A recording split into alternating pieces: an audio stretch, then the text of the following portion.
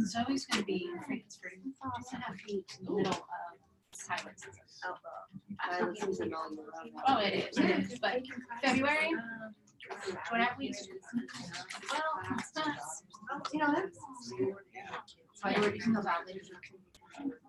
Exactly.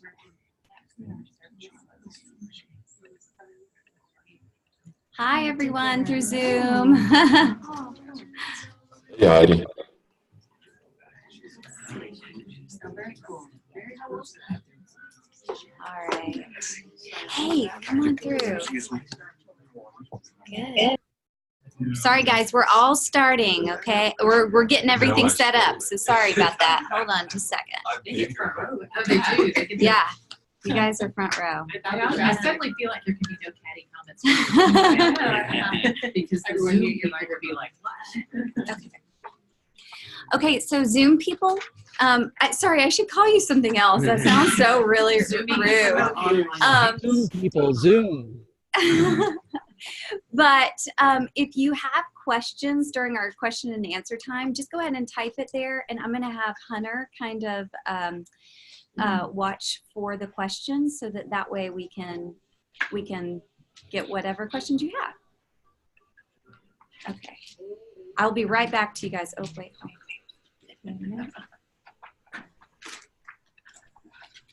Is this then the Zoom room? The Zoom room, that's what we'll call it. Yes. Love it. Just a second.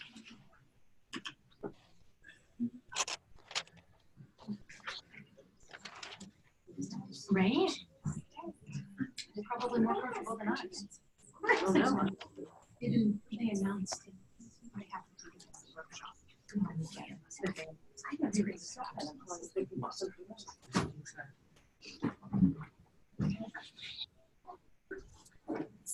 Yep.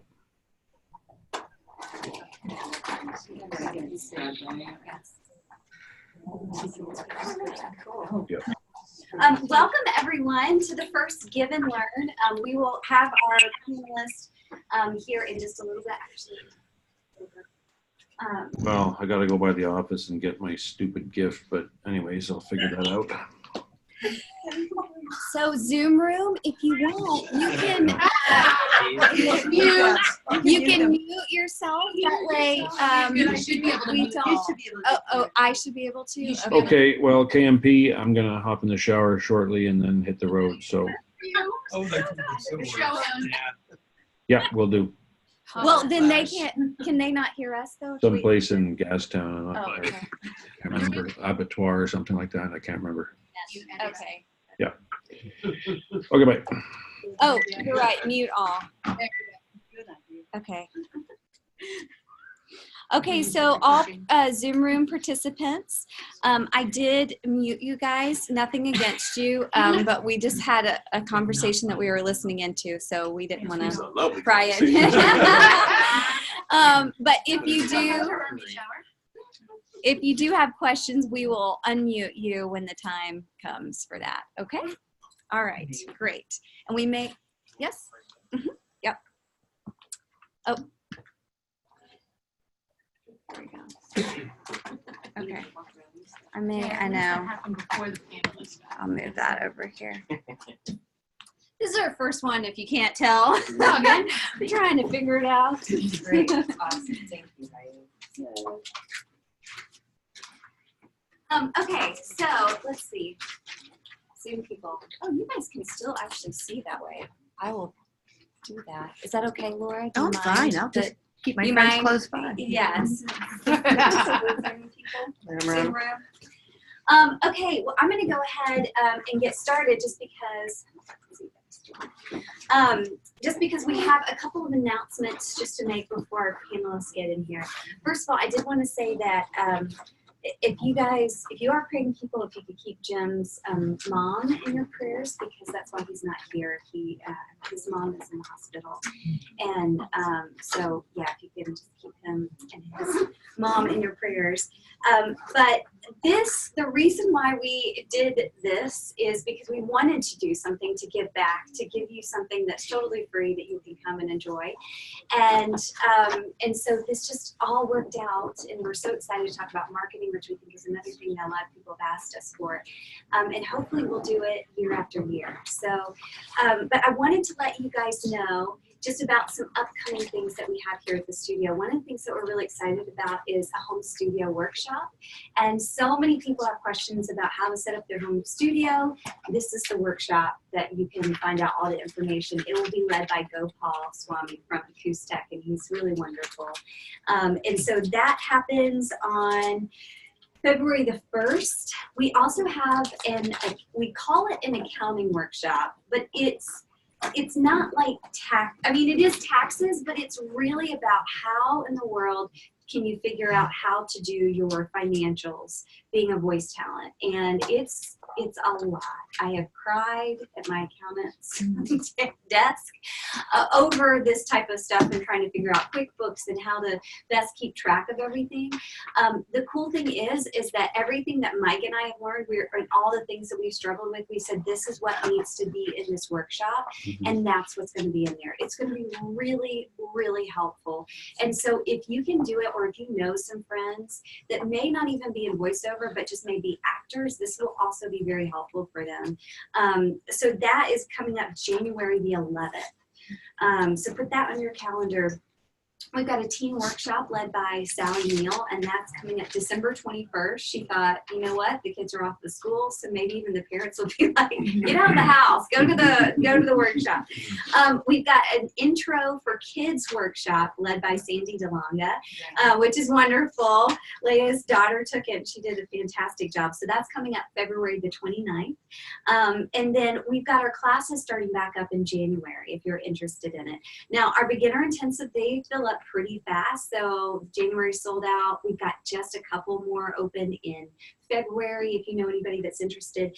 And then script analysis with Sally starts up in January. It's going to be a 2-month class with her. So it'll be January and February on Tuesdays. And then Steve Henderson teaches what's called the Character View class. And basically, if any of you guys know Steve Henderson, he's got this amazing his marketing is like good pipes. He does have really good pipes. It's just this strong, wonderful voice. And the problem, though, is that these days everybody wants that natural sound. They're like, we just want to hear a real person. And so Steve was getting frustrated. He's like, I don't know how to get there. He finally figured out how to do that. And so then he started teaching other people, which I think is a beautiful thing. Because sometimes the thing that you struggle with the most, and if you can figure out how to get over it, to be able to teach other people is.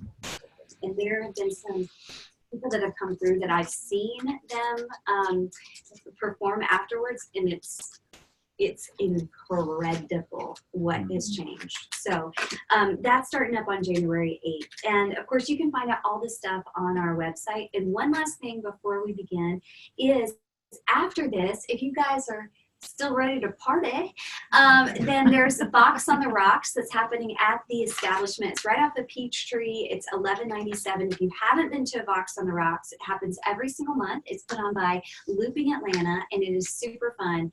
It's just a great way to get together with other people in the VO community. It's just a really, really great opportunity. It's at different places every single month.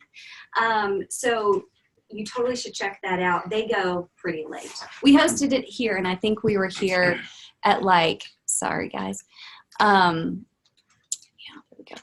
We were here till, 11:30, 12 or so. So, after you've been sitting a little while, go out and party a little bit, have fun with other VO people. Okay, so we're about to get started, and I think Hunter's going to get our panelists, but I wanted to go ahead and introduce to you who will be sitting here. Sorry, Zoom room, you're like, wait, did she joke with us? This is, it's just the Heidi show here. No, it's not. I promise you, they're coming. They're coming. Yeah, you can bring them on in. So first of all, I wanted to introduce to you Kelley Buttrick. And Kelley is a phenomenal voice talent who Mike and I have known for many, many years. And she calls herself a marketing nerd at heart. And part of that is because she has this wonderful foundation even before voiceover in PR and promotion and a lot of other type of media. So she really knows what she's talking about. Besides, come on, Kelley, I was just talking about Yay, you. Kelley. Yes. So she would say boy, girl, or? Whatever you want to do. Yeah. It's actually leather, man, leather. These are fake leather. A lot of Nagas were killed It is for boy, this. girl. Yeah. Boy, girl is a warm-up. It's hard to say. Boy, girl, boy, girl. Do you guys mind if I take pictures while I'm up here? Have you guys? Because this is so great. It's marketing. Yeah, really. This is so exciting, Dad, and I don't think my husband's gonna believe me. I think he thinks I made up a lie. We had a panel. Yeah. Come on, we have to go into Atlanta for date night weekend. Exactly. An enormous elevator. It's a seating elevator. A comfortable elevator, the largest hotel in the world. So Kelley, wonderful voice talent. She is going to share so much. She's fantastic at marketing, and I'm so grateful that she said that she would be able to join us tonight. And of course, Jeffrey Umberger, he is the founder and former owner of Umberger Agency, but he recently joined ACM, which is a management company in New York and LA, and he's representing right? Southeast, Thank baby. you. People say that. Okay. Okay. We represent You're like, a portion of the country. Oh. A portion of the country. And then Jeremiah Bennett here at the end. So he is he is a studio manager. He manages Creative Sound Concepts, which is literally like you can walk down there from down the street. But they also have a place in Charleston, and they got a couple of hip hop studios, right, that you're managing. And not only that, but he is an award-winning movie television producer. That's how we even met him years and years ago. He has worked on all kinds of shows and for different companies, Al Jazeera, WeTV, Discovery Channel, Food Network, BET Networks. And then he also, when we met him, you were working on Here Comes Honey Boo Boo, which was so cool. We were like, oh my gosh, this is such a big thing. And then he's also produced, yeah, he's produced feature films called Rich Boy, Rich Girl, and Crimes and Misdemeanors. So welcome, you guys. Thank you so much for joining us. Thank you, Heidi. Thank you guys for coming out. This is fun. And this is our first one, and our first trying to do Zoom. So I apologize if, sorry. Oh, that's chat. Okay. Hunter's got chat. Okay. I'm cool. Okay. You are cool. Okay. Can we say hello to everybody in their pajamas? Yes. So can I call somebody out? Yeah, totally. Yeah, so Jason Chablik said he's going to be sitting home drinking a cider in his pajamas. Cider. Nice. A cider sat down beside her. Yeah. Likely a cider. That's good. Great. Well, let's go ahead and get started. I'm going to ask some questions of the panelists, and then I'm going to open it up to all of you guys here and then also in our Zoom room in front of us. But I wanted to start off by kind of figuring out the perspectives. I'd like to define marketing. Like, what does marketing mean to you, Jeffrey, to you, Kelley, and to you, Jeremiah? Start with the queen of marketing. You do. Go ahead. Okay, well, for me, marketing is what are you? Who are you? What are you doing? What are you not doing? And what is the presentation of you when you introduce yourself to me or someone else in the business? So in other words, if you submit electronically, the first thing we usually do is Google. And I have seen a couple of really pretty mugshots, but most of the time I see your website will pop up first or your social media will pop up first. And to me, that is you placing the footprint of you that is you. And when we go through the marketing tonight, I hope we get to the nucleus of what makes you present you the best way, because it's a quick look for people in my position are looking for someone to represent and to get behind their career 110%. I want to know what you have done and how the world, someone is marketing.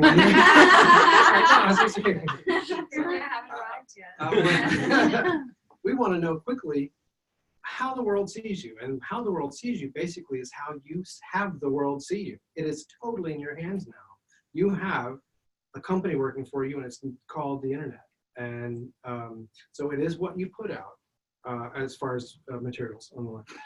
And then, I'm sorry to be really clear. Being taped. So it's about what you put online. It's about what you say every day that you are doing, what you're hoping for, what you're studying, where you're sitting tonight. It's all about that, plus the work you've already done to showcase it. So you have to be busy every day. So marketing to me means my quick view, my quick Google view of you. When I am presented with you or introduced to you, I want to see, all right, well, what is that is you, aside from the most important thing, your voice. You know, that's what I listen to first. I think this is a terrific delivery. This is a good voice for today. This is a solid storytelling entity. Then I find out what is that person. And that's what you have done to market yourself. Innocently, actively, accidentally, or whatever it might be, via Accidentally. the mug shots are probably not intentional. But no, there was this one guy. He was very presentable, and his arrest was not that serious. But he did, submit. And then so I did the Google search, and the first thing up was arrest records, and it was an arrest, and it wasn't as serious, but well, I mean, all arrests are serious, but I mean, it wasn't something that it didn't kibosh the whole thing. But that was just kind of a bit of a joke. Did you hire him? So yeah, so he's on the back end. He's really killing things up. Just kidding. He's dead. Haven't heard from him in a while. He's put away. What about you? Okay, so from our perspective as voiceover talent, what we do is really a lot of fun, right? I mean, what's more fun than doing this? But it's important to never forget that we are our businesses. And so, as Jeffrey said, everything you put out there is a reflection on your business. Everything you put out there about you is a reflection on your business. And at its very core, marketing is selling. And who likes to sell? Really? You know, not many of us do, but we sure like the results of that selling. So marketing is a combination of so many different things to help you sell yourself. It's PR, obviously it's social media, it's just all kinds of things. And hopefully some of the things we'll talk about tonight, I hope what I would love for you guys to get tonight is some actionable, like walk out of here, this is what I'm going to do tomorrow, or come Monday, I'm going to do this one thing. And I know from friends who I love brainstorming with that talking with me is like drinking water from a fire hose. So, because I get really jazzed about this. So I hope that in all of this that comes, that, you know, you're taking notes or whatever, or, you know, if they do a replay, but keep in mind those things that resonate with you, because when you are marketing, if you're doing something that feels uncomfortable or weird, you're going to come off uncomfortable or weird. At least that's the way it is for me. I hate telemarketing. I hate calling. And if somebody's mean to me on the phone, I seriously cry. So I don't do that. So basically, market, in my opinion, as a voiceover talent, marketing is selling your business. It's getting work. Lots of great things from you already. But yeah, for me, and this goes back what I would tell you know, a lot of actors when, like, on the from the television side, is when they're going through scripts or reading things, a lot of people will read a script and it will be like a board just like hitting them in the face. I said, no, you need to let that script be paint, where it goes into every orifice of you and it becomes you. And that is what marketing is. You're not trying to create what works for Heidi or for Kelley or for Mike or Jeffrey or myself on our different ends, but what works for you and what is genuine, because that's what you're going to be able to keep up with. And so, and I think we do all Google, we all do search, especially if it's going to be a bigger campaign, to make sure that you're not racist, or you don't have some type of hate speech out there or something, because that's gonna look bad for us as a studio. It's gonna look bad for everyone casting, everyone that's involved, the client. But yeah, it's just about being genuine to yourself. Yeah, those are all great things. But, you know, some people would say, but why do I need to market? Because, like, if I'm on with an agent, I mean, right, the agent's getting the opportunities. So how does marketing even play into that? Why is it important for voiceover talent today? Oh boy, I got this. Oh, look at you. Please let me talk. Lay it down. Everybody be quiet. I'm trying to talk here. No, to me, it is out of, it's no longer just in the agents or managers' hands. You guys have total autonomy to build an entire career. Then you partner up and you make that exponentially more robust and more active and more, you know, beneficial and more everything. The thing that, well, there's marketing for people that don't yet have representation, and there's marketing for people that do. And I think it kind of doesn't matter. You need to always be, as Jeremiah was hinting to, authentic, so that you don't trip yourself up. Amber alert. Are we gonna die? Sorry, that's everyone. Everybody's gonna be hit. Yep. That's that guy with that mug shot. Oh no.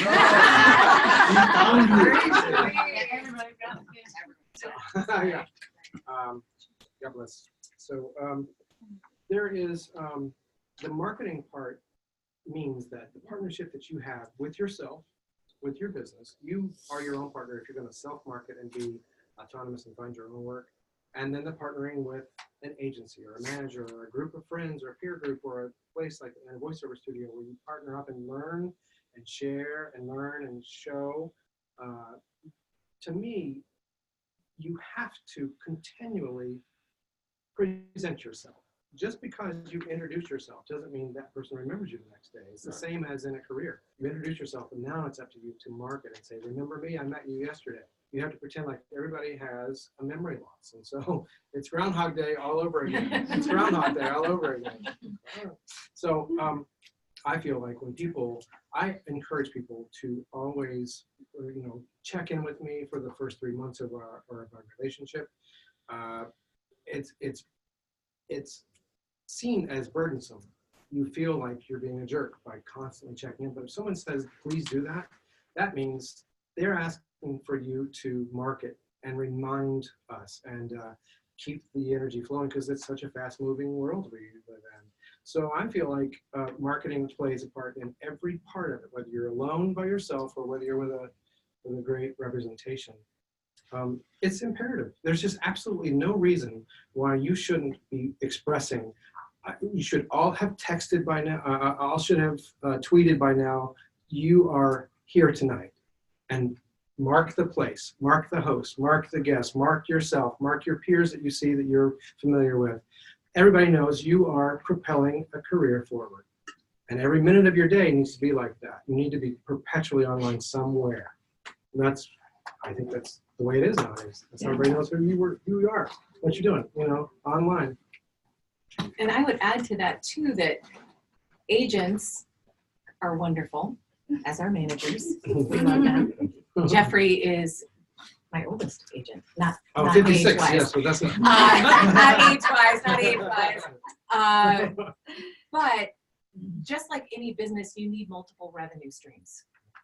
And so where you're getting that money. So yes, that's one of your revenue streams. But I think it was Doug Turkel who said, every job you got is the last one. So you have to be thinking about, where's the next one going to come from? And by having multiple revenue streams, multiple targets that you're hitting with your marketing, you're making sure that you're covered in the event that something earth-shattering happens in the industry, like Voice Bank getting bought, right? You've given yourself a cushion because you've still got the other revenue streams that are coming in. Absolutely. I think it's really smart what you're talking about, how like tagging people, you know, in the panel, because the truth is, unless I already know you, you know, I'm going to say, hey, do you tonight? And then, you know, I'm off to my next thing later on tonight and this weekend. And so, because we all have lives, and but when all of a sudden, you know, we have a little bit of downtime, and you're like, oh, what's that notification that hit my Twitter or hit my Instagram and then all of a sudden it'll mean like when I do have a downtime, I'll go and check out and see what that person's all about. And it's building relationships organically. I hate postcards. Like, as soon as you send me a postcard in the mail to my studio, I trash it. I don't want to see it. Like, all you're doing is wasting paper and ink, and there's no need to do it, because if I have a relationship with you, unless I wanted a new, you know, photo to see how you're doing, which I could go online to see that, well, I mean, what's the point? So try to do things from the classes, you know, so that you are getting a peer group, because, you know, that gets you in with agents. But, you know, I don't know how many people with Umberger agencies. I'm guessing there were probably a few hundred on the roster, but probably at least, well, you know, on a regular basis, we would only call and ask for about 20 people by name. I had a contact list of 600. There were 100 active people, so 50 women and 50 men. Out of that, there were 20 that were right for a role. Out of that, there were 10 that booked all the time, and so that's how that kind of can work. Yes, you're right. Yeah, and I know that we just would not even, so you have to do something to make us remember you. But that doesn't have to be pushing it down our throats. I'm not going to try to single you out, but like Lauren and I know each other because of the Sports Entertainment League group, because we both were doing like spin classes or different things. So all of a sudden, if someone comes into your studio, or someone else I saw in a play, or just those organic connections. So be out there, be involved in things, not trying to just push yourself down our throats, because then that's, you know, how you're going to get more work. Yeah. Can I comment on the postcard? Because I sent out over 700 postcards on at the end of October, including one to you. But I do want it noted that I sat there and spent an entire weekend and I hand wrote on every single one. Hey, Jeremiah, would love to see you sometime when you come to Athens, or, you know, whatever. You know, so it still was personal.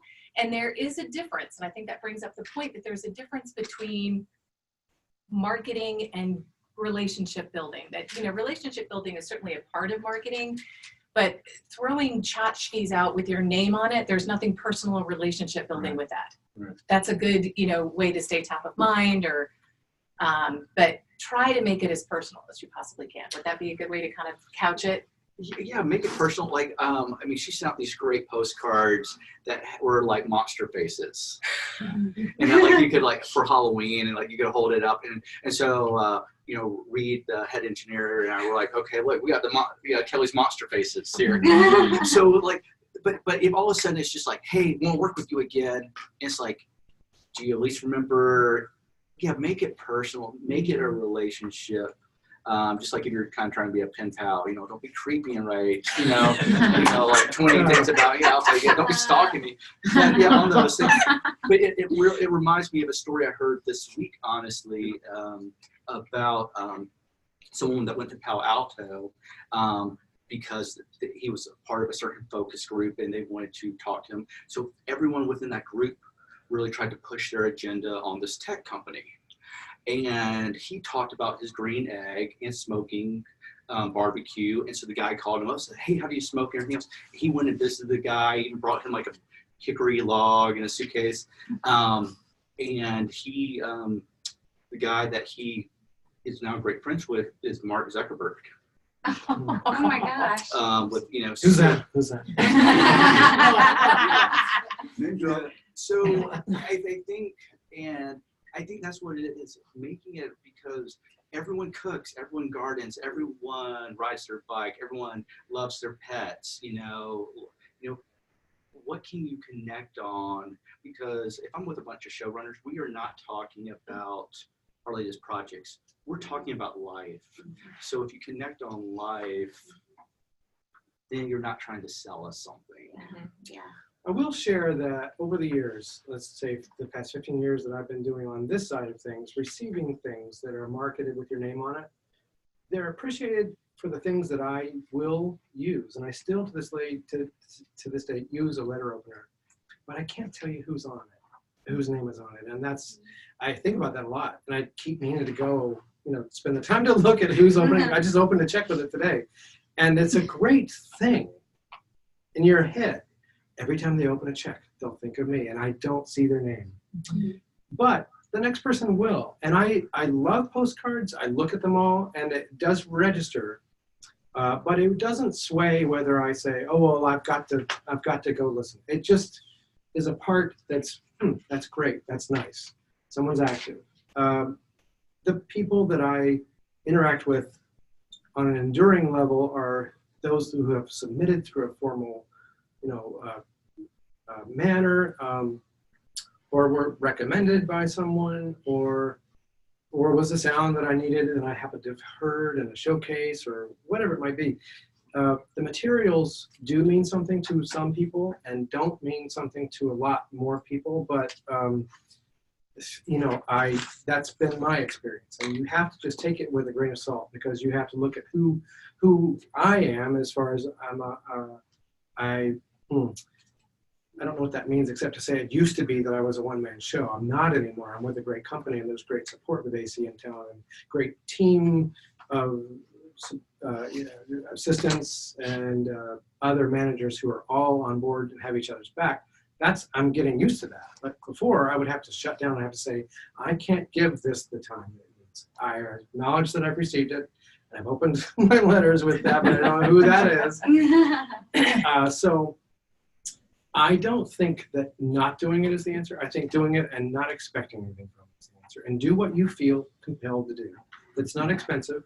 So your ROI can be realized maybe one day. I wouldn't do it necessarily for the ROI, except just do it because your heart was compelled to do it. And have to know that you're going to reach someone like me who will sometimes use it, sometimes acknowledge it, and sometimes won't. That's just the cold call. You'll get a lead off of the 20th out of 100, or 20th out of 20. You can't not do it, though. To me, not doing it is kind of silly. And Kelley is the queen of, so yeah, misogynist, I guess. But no, Kelley is the queen of being able to push the idea that it's not enough for me to sit here. I have to sit here and let you know I'm sitting here. I have to be beautiful at sitting here, and I have to be good at sitting here. And I have to be just the best at sitting here. And I sit here because I posted it. You've got to be a loudmouth, and not to say anything at all that I'm saying that's a loudmouth. I'm just saying you have to be an active mouth. You have to be active all the time. And at ACM, we are busy doing stuff, and enough of us post that we're doing it. And so you get the idea that we're busy just because we are busy and we post about it just naturally. But if we didn't, you wouldn't get the true sense. And I just think it's kind of silly. If you're going to post about a flower, also post about you training somewhere, or your new demo, or what is a demo, or who's doing them, or whatever. You should always be probing so people know you're studying, that you're growing. To me, that's marketing in a nutshell.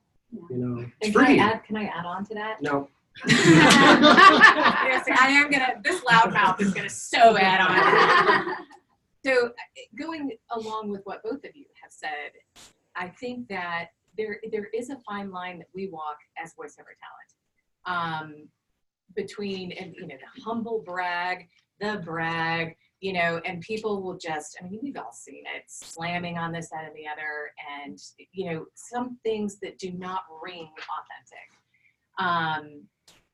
It is a fine line that we walk, and when you're looking at it, think about the things, and this is what I tell my daughters. What is it that your friends do that bothers you? When they come home and they're like, oh, so-and-so talked bad about me, or whatever. Like, well, this is how you're feeling right now, as you're moving forward, just know that you need to not do that, because that's how you're feeling. So register that. So as you're looking through other voice, and I hope we all are connected, you need to be looking at. and you're looking and you see somebody go, you know, people say I'm talented, but really it was a gift. And I'm able to give that gift. You know?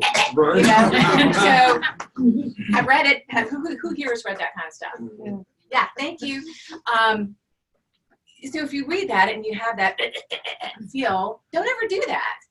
And you know, another way to say that is to just be authentic to you. So if I wanted to say, you know, I love what I do for a living, I'm a pretty direct person. I would say, this is really fun. I'm standing in front of a microphone in a windowless room in my basement, and I'm having a blast, you know? And it's showing you're busy. It's showing that you're working. You don't always have to talk about work. And it's not necessarily a humble brag. Another way to do it and not make it about you is to make it about someone else. Like they have mentioned, where you're tagging other people.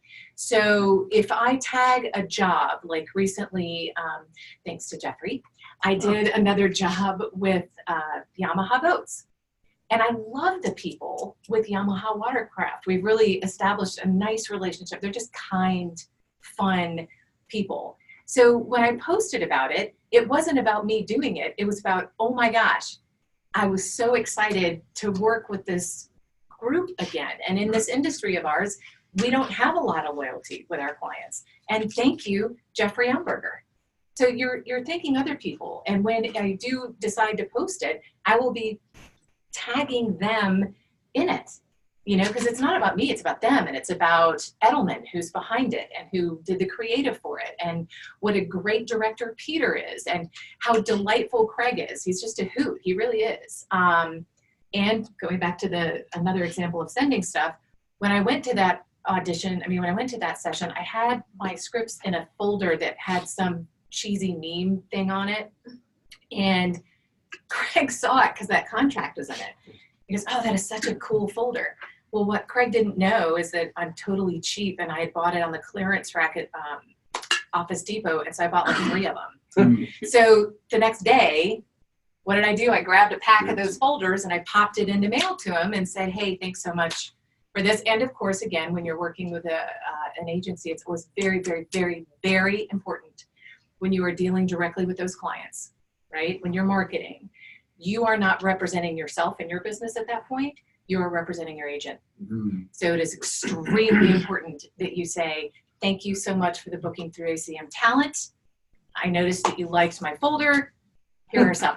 Yeah, well, that's nice. It is, I mean, because you don't do it alone most of the time. I mean, there's a lot that you do alone. I mean, it's that kind of world nowadays. So it's kind of the world is up to you to go do it. And so you can do it now, which is amazing. It's cool.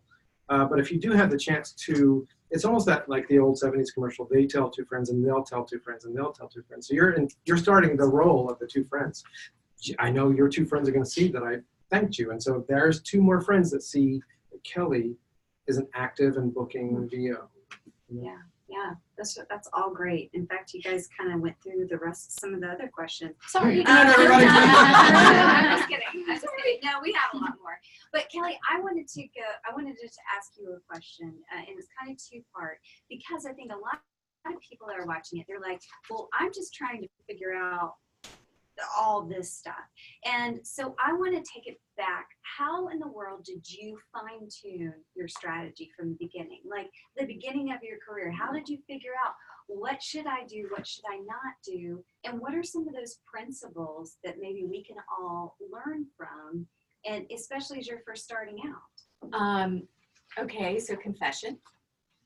I did not start off with a marketing plan. All right. You idiot. I know.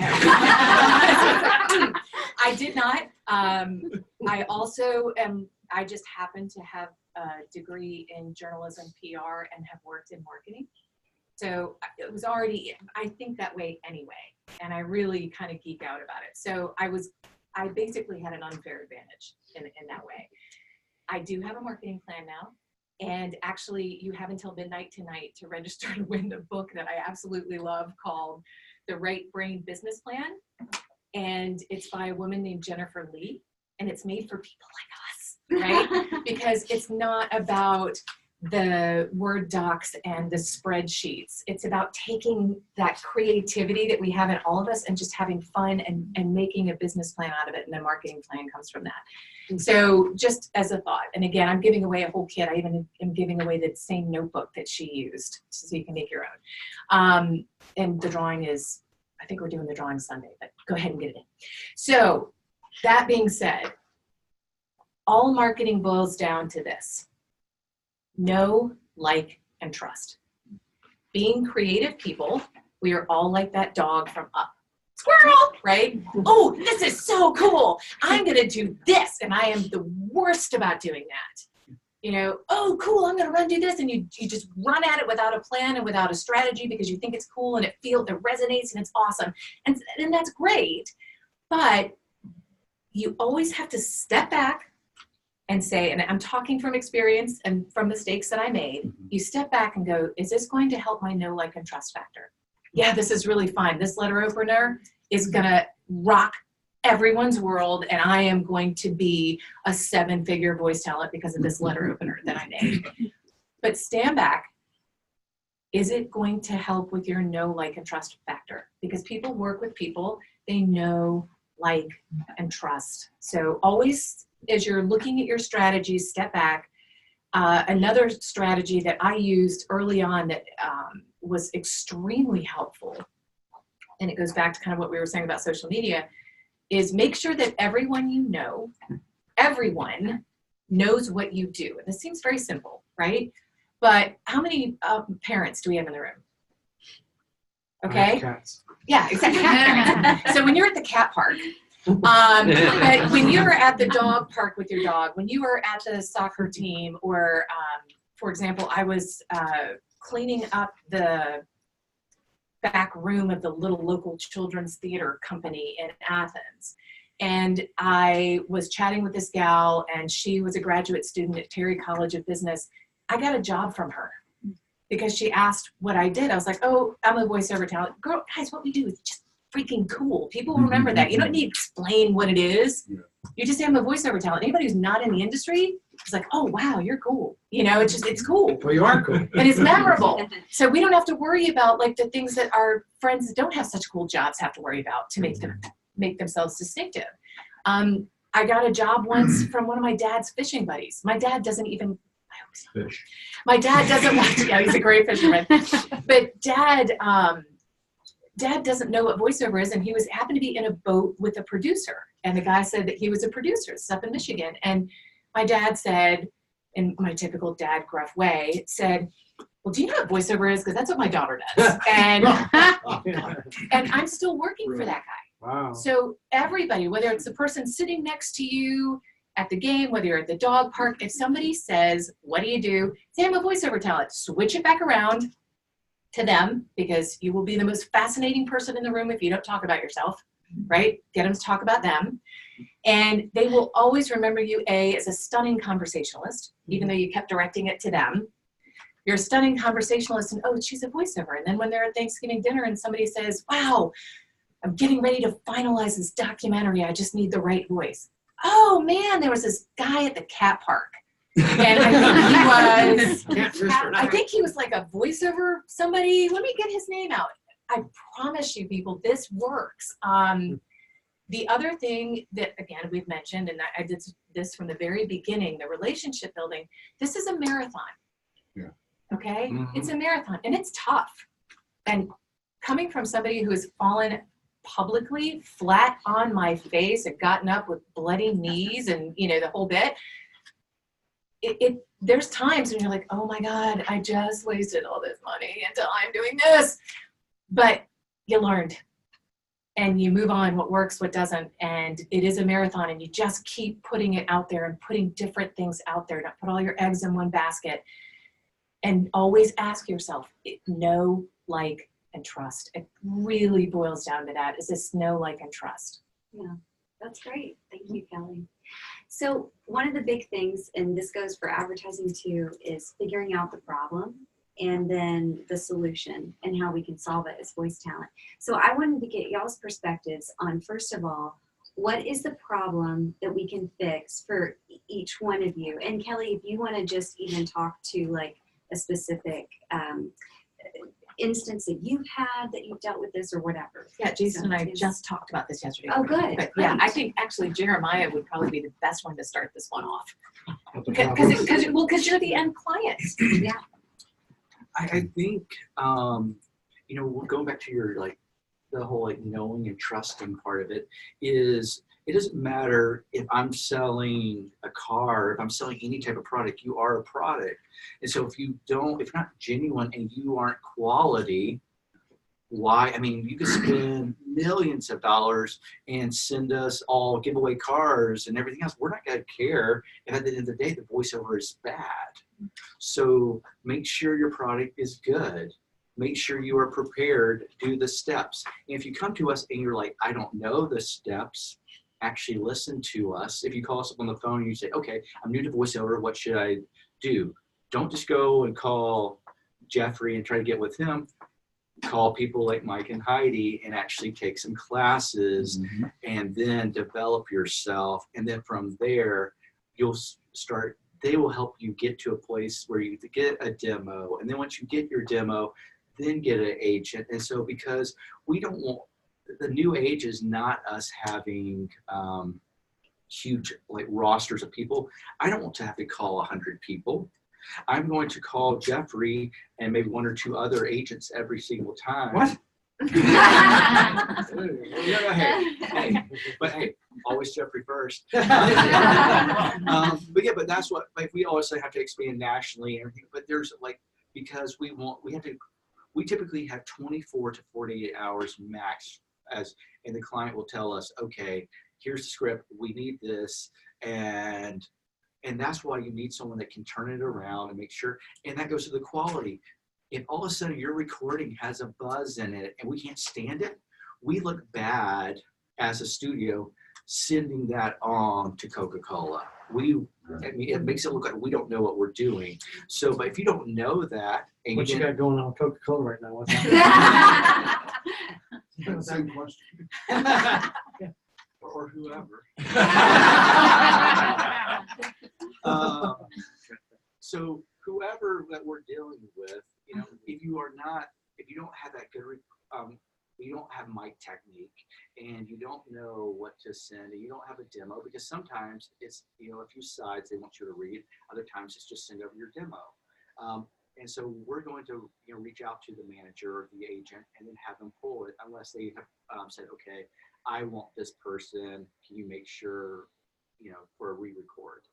So that would be kind of where I would say is like, make sure your product is good first and foremost.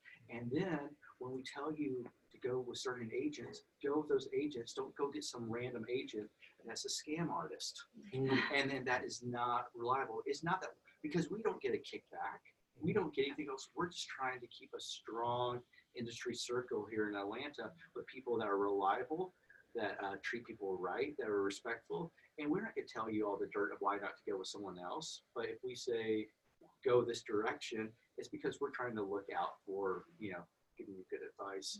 And so that's kind of where I would say, like, if you do those steps, then if you're with, you know, if you're with like Jeffrey or, you know, one of the, you know, other good agents here in town, then when we call them, you're already on their roster list, so we can request. But if we have to, if he says, oh no, they're not on my list, then we're like, we're not gonna go find you separately.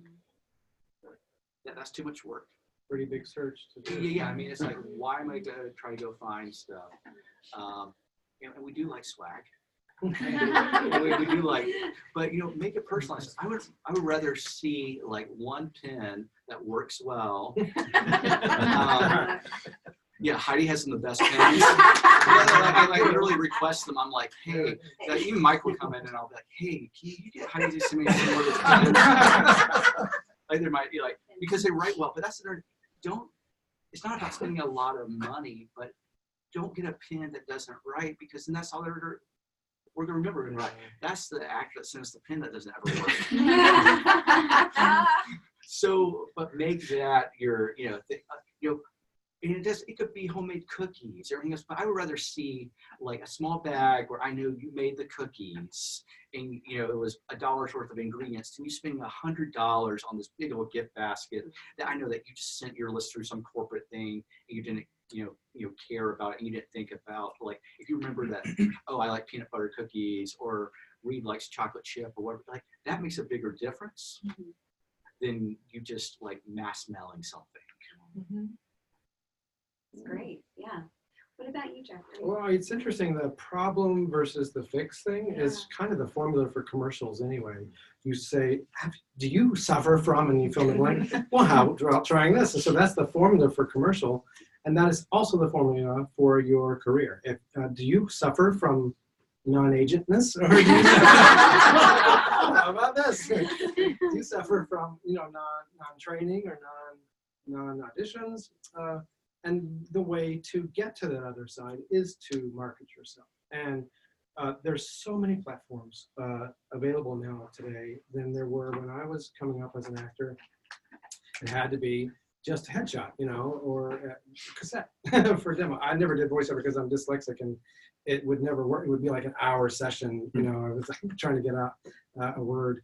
But the fact that, you have so much at your disposal right now to be able to market yourself, there is absolutely no excuse that you shouldn't have your personal page. Don't call it something VO. Don't be clever. It's your name. Your name is your corporation. Don't call it bust a nerve down in north side, whatever. It needs to be your name, because we've got to readily identify you and search you. So, and then you need to say where you've trained, where you've been tonight. That is the fix. The other part of that is volunteering one job a year. Do a gratis IVR where you're the phone voice of someone that typically that will turn into the industrial part. And then if they do decide to advertise, then you're probably online to do their advertising. So a gratis thing. As a pianist, I used to always give one gratis job a year. And that job usually turned into someone that was there that would hire me at some point. It was never, it wasn't a clockwork, but generally that gratis thing, that freebie, did pay off. And I think that's the fix as well to something that's broke a little bit. There's just no doubt about it that you guys have the power now that the generation right before us did not have. It was always in the agent's hands, or the manager's hands, or the producer's hands, or the studio's hands, and the academy's hands. Now it is in all of our pooled together hands, and nobody is working against each other. This is the most giving realm of acting, period. Voice actors love to give.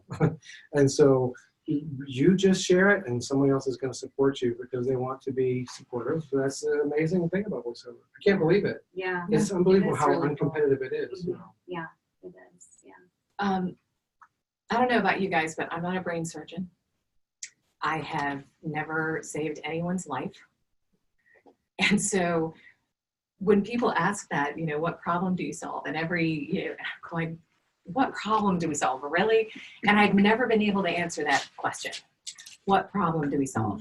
Until when we were at the Voxy Summit in Charlotte, and Jonathan Tilley got up there and explained the problems that we all solve.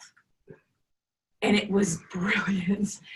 And basically, and I hope he doesn't mind me sharing this, Jonathan, if you're watching, but he was talking about when you go into that session, and this is playing off what you said, when you're going into that session, this copywriter or the creator, and I'm sure Tony can talk with this, is giving you his or her baby. And it's been through legal 3 times. And it's gone through the client, it's gone through the client's brother, it's gone through the client's aunt, it's come back to the agency, it's gone back again. People have been up all night long. And now you're at the point where they're about to hand it over. So what can you do to solve their problem?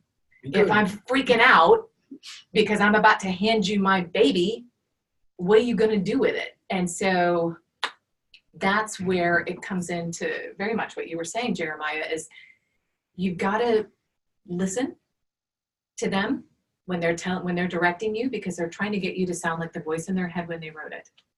So that's how you solve a problem, is you listen and you're easily directable. Another way you solve their problem is you're trained, which is why we're here at Atlanta Voiceover Studio. They've got some of the best trainers in town right here. That you have good, solid training.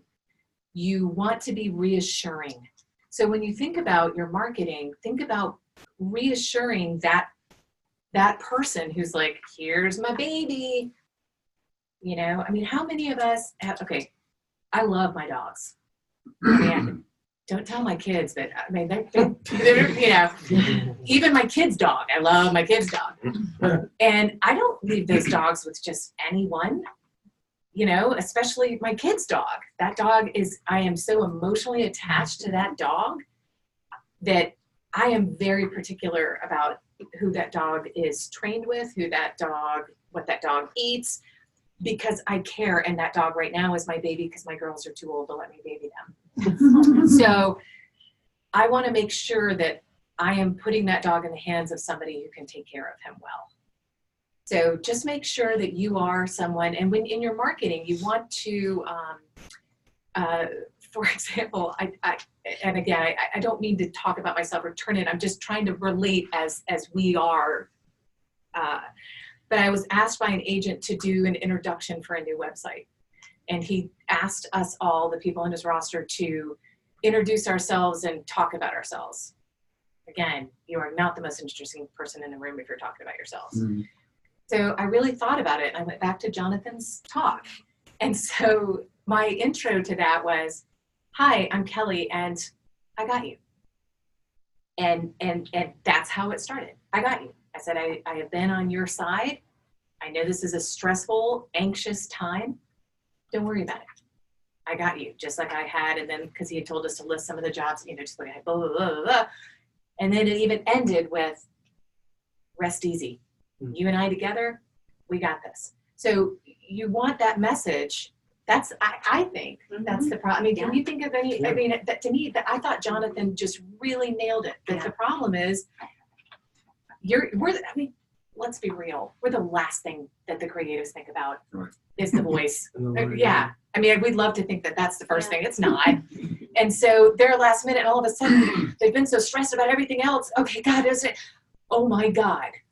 Now we're having to hand this over to somebody I've never worked with before. So just make sure that you're reassuring, that you're great, that you're not a diva, or I don't know how you say it. And then that you do follow through with the fix, that you follow through with your trained talent, you know. Yeah, that was all really, really good stuff. I wanted to talk about specific marketing channels. We already kind of touched on social media, but I want to talk about website stuff. And Jeffrey, you touched a little bit on the website as well. What are some ingredients that make for a really good website for marketing? Great question. I think it's got to, you can just have one page. It doesn't have to be a flip through anything. One page, I want to be able to see your demos front and center. I don't need to see you. I don't need to see I don't even really need to see your background or anything. First thing I go to is, where is the commercial demo? And then where's the narration? And then where's the character if you have it? Where is the bilingual part? Where is the audiobooks? Because I'm going to work all the way down if you have it. But if you don't, where is it? And is it right there? If it's not, why not? And if your name is not your name, why is it whatever, Cocoa Beach? You know, it needs to be so clear. And we have to be treated like dullards, that if we don't show them where it is, we won't know. And so it has to be so clear and simple. And then after that, then you can have an About Me page, and we'll go there if we want to. But to me, that is the most important, and it's free. You can have free one-page websites. There's a lot of resources for that. There's VoiceOver View, where you can subscribe. And what this website allows you to do is really keep track of dollars, and keep track of marketing, and keep track of audition counts. And you can have multiple demos on there, but if you don't subscribe, you can have a 1 to 2 demo on that one free one page. There is no reason that everyone doesn't have a website if there's a free service that has a quality one-page demo page. And then you need to have a separate Facebook thing for that, to where it's like kind of a professional page for Facebook. But you also have to know which social media pages are for the buyers. Where are you getting in front of the buyers? Where are you getting in front of the people that talk? So people that talk are on Facebook. The buyers are on LinkedIn. When I was on this panel, I say this story a lot. I was on a panel in New York, and it was a challenge or a competition from the Travel Channel. And so the audience member said, where do you find your talent for a Travel Channel? And the lady said, well, LinkedIn. This was about 5 years ago. And I went, LinkedIn, good luck with that. And she was so right. She was way ahead of it. She was finding her talent directly on LinkedIn. She's a buyer. She found talent who were smart enough to be there, and they're voicing talent Travel Channel stuff. That's the buyers. The buyers and the creatives are on LinkedIn. The people who talk about you and share your successes with those buyers are on Facebook or Instagram. And Twitter is where you just complain about the president. So.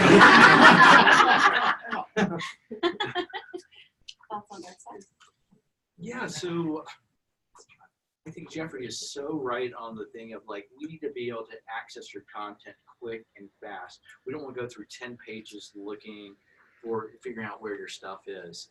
But, you know, I'm like I was saying earlier, I think you should personalize and make, you know, what makes it about you. So if we want to click on it, we can learn more about you. You know, you're a cowboy from out west, or you were in a rock band or something. Just where it's not trying to always just prop yourself up, but just give yourself something that we can kind of remember you by, because I think that's important.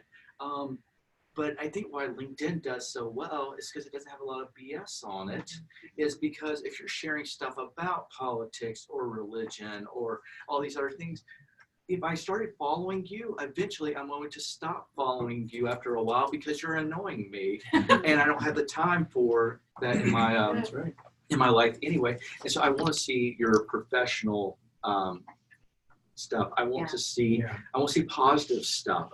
We're not saying like, I mean, you know, if something bad happens to your dog, yeah, we want to share in that with you, but we don't want to just hear where it's like negative news story after whatever. Keep it personal, you know, like, and I think that goes a long way. Yeah. I would say website now, I have gone totally opposite. My websites are, I mean, my demos are up front and center. I am concerned with SEO. And I don't know a lot about it, so do not take what I'm saying. Oh, there we go. Yeah, okay, there's my face. You said don't put your face up there. Well, it's just not what I'm going for, but it's great. If you have a face like that, go ahead. Peter Gothard does great pictures. But with my website, I find it fascinating, the value of SEO and what putting content on your site does. I did not, so my first site I created with a friend of mine who was a florist on my laptop because it had a free website creator. It was an Apple iWeb or something. Mm-hmm. Yeah. And my logo was clip art from a 1999 Microsoft publisher. Mm-hmm. And I booked all kinds of work off that, and it was a one-page website. But I have found that in going through all the websites, and I work with website companies to do those things. I don't do that myself. I'm really suck at technology.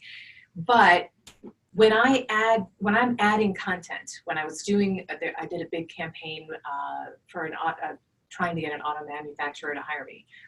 My website hits skyrocketed because of all the content I just was putting out there. So I think there is some value if you have it. I don't think it's imperative. I think a one-page website is great. Again, a one-page website did great for me. But I also have found that when a client contacts me directly through my website, I did the Arkansas Razorbacks. Yeah, I know. I would have done UGA, but they didn't ask. So the Arkansas Razorbacks found me on a Google search, and they hit my website. And that was during that big campaign when I really had all this content going in. And ways that you can do that, I'm big into as far as marketing pieces. If you guys are going to invest the time and the money in content, I think it should be multi-use. So if you're going to do a blog, don't write a blog for other voice talent. Okay? You know, and I mean, if that's your passion, great. But think about your buyer and what your buyer is interested in. It's funny that Jeremiah was talking about dogs because I just started an Instagram page a couple of months ago, and actually my interns, that's kind of their project that I give them. And it's called Studio Beasts because everybody loves their dogs and their cats, right? And they're posting pictures of it. And then my intern reaches out on Instagram to some of the people I'm connected with and says, oh my gosh, Fifi is absolutely adorable. Kelley would love to feature Fifi on Studio Beasts, right? So then you put Fifi on Studio Beasts and you're tagging XYZ Studio. This is Fifi, the official greeter of Studio Beasts. I also have a www.studiobeast.com. I'm the queen of buying stuff on URLs. And the king. And the king, yes. I am the dominator. But it automatically populates, so no effort from me, but it automatically populates with that Studio Beast feed. So more content is being put on my page. When you can link in your page, even better if somebody else can link to you and you have these cross links. So if you write an article about something you're interested in, do we have any gamers in here? So, okay, no gamers. But if you were a gamer, and you did what they call a walkthrough, you know, where they're talking about what they're doing. By the way, when you do audition for games, that's a really great thing to watch, is a walkthrough, so you can kind of see how the people are engaging with the characters. But say you do that, well, then you can put a link to that on your website, and that just is more attractive stuff for those Google spiders to look for. Nobody knows exactly what it is that pulls them in, but constantly changing that content is just, you know, here's Spidey, Spidey, Spidey, Spidey, you know, come on, clang, clang, clang, clang, clang, you know. What is let's do it. SEO? What is Search engine optimization. Well, so is that AdWords as well? No, Okay. that's something different. And Jill Perry, who teaches here, had found great success with AdWords. And if you ever want to talk with somebody about AdWords, talk to Jill Perry. And she did it right at the beginning. SEO is search engine optimization. And again, I don't know much about it. All I know is that as I put content on my site, the more content I put on my site, the better it is. And the more cross-linking I have, the better it is. I do some writing for Backstage Magazine. And so that's all cross-linked. So all that's, I mean, talk to somebody who knows, find a high school kid, and they'll talk you through it. But if you enjoy writing, if you enjoy posting on Instagram, why not add a page to your website that automatically uploads pictures of your clients' pets? Yeah. Smart. Jeremiah, did you have anything to add to that one? Or? Well, with all of it, it just keeps on, you know, your name is the important thing, and having a good name is worth far more than your weight in gold. Because, I mean, that is what, if we had a good experience, I mean, we've worked with people that are stars of Showtime shows or anything else, and if they showed up late, if we had if they didn't work well with us, we're not telling anyone, and we maybe even say something like, you don't want to work with them. So even if you're having a bad day or anything, do everything that you can to be pleasant when you're and treat everybody from the front desk person to your engineer, because you don't know who else is connecting all those lines. And everyone is, because we were talking today about how many ADR jobs we're getting, and we're like, and they're all reaching out like directly to like my personal like email, where it's not, where it's like, okay, that came from one person to another person. So it's all word of mouth, all that. So having your name, because when they go find you, yeah, it's great. And SEO, yeah, like all the websites I've ever, that is essential. You got to do that. But make sure there's a good name that people can talk good about. It's like, oh yeah, I like working with that person. Yeah. Voiceover websites too is a really great company, and they do websites just for voiceover talent, and Voice they're actor fantastic. Thank you. Yeah, Joe. Voice actor, yes. Voice actor website. Yeah, Yes, they're great. they did mine, and they're wonderful, and have and are great at SEO. Yeah. They speak SEO, and it's amazing. So yeah, so they're a great resource. If you guys have any more questions about that as well. What about email? What should be in the body of an email? First of all, and then also email blasts. Yay, nay. What are your thoughts? Who are you emailing? Like submitting or emailing buyers? Yeah, just in the body of my email, I have certain things. I have my phone number there. You know, I have certain things. Anything that stands out to you from an email. Well, just speaking of the emails we get from you, there's graphics there that help. I think I'm visual, so graphics help me, but that doesn't speak for everyone. And you don't take up too much space. You take the proper amount of space. There's a picture of you. There's something that has your Facebook, your Twitter, and all that stuff. I like the visual part, and Kelley's is the same way. And so, you know, I feel like if I like the look of it, period, that's good. But it needs to be brief because no one takes the time to read a lot. And I'm more verbose than I need to be. If someone asks me something within ACM, I'll write back a book and then write back the byline. So it really is. Brief brevity is very good for, you can put yourself in that place very easily and say, you could have said that. Just like what I could have just said. What about email newsletters from talent to you? Do you get any? You know what? I kind of open them because I know that they can tell that if I open them or didn't. You don't read them, you just open and close. And then I'll scroll down because they can see if I scroll. No, there's some people that really That take. was worth the price of admission. And I asked to know that. It's just like VoiceSam. It's a great thing, but they can tell who listened through your whole demo in VoiceSam. And I always caution the talent, don't think that I listened to part of your demo and got bored. Think I thought of part of it and loved it and moved on because I liked it. Because that was that impression that I didn't want to leave them with.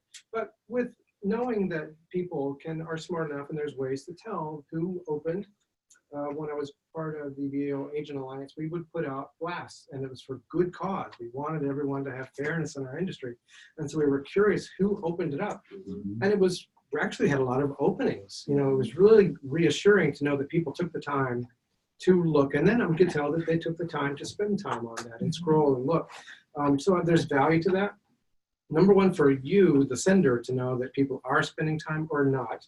And then you can adjust your pictures or you adjust your words but in the real day-to-day, it's not necessary. A subject line, a check-in to me as a manager, a subject line that says hey or bye or money or whatever, that's it. You don't have to put anything in the body. I see your name and your email. Your name must be your email. It needs to be your name, not anything else. I don't care how creative you think it is. I need your name. And it needs to say, hey, or I owe you, or whatever it is. I owe you one, and then I'll open it. But that's it. That's it for email for me.